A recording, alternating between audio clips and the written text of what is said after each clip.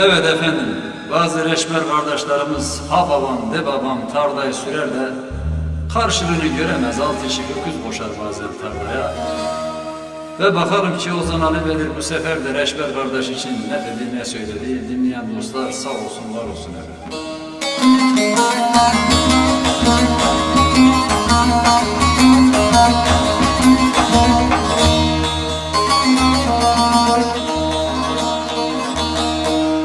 Altı çift öküzü kardeş koştum tarlaya, altın yüzük parmağımda parlaya.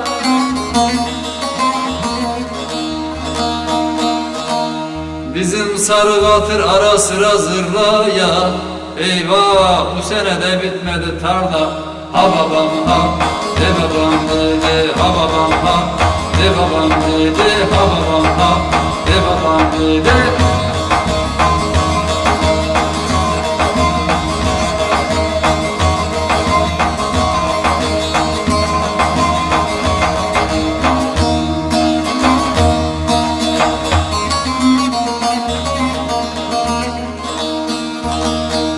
Bitmez oldu tarla kardeş ömrümüzü geçirdi, aldı köyden bizi şehirlere göçürdü.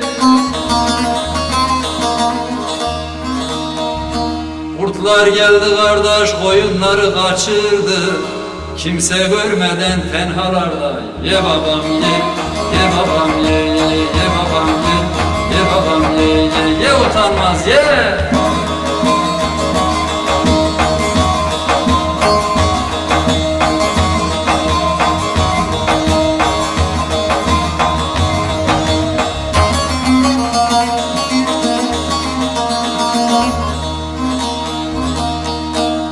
Ozan Bedir kısa bitir sözünü, yoksa aldırırsın elindeki sazını.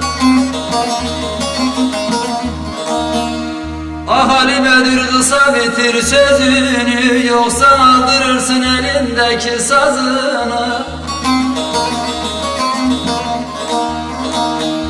Şeytan görsün kardeş o tarlanın yüzünü, güldürecek ama bu halkın yüzünü istiyor galiba biraz.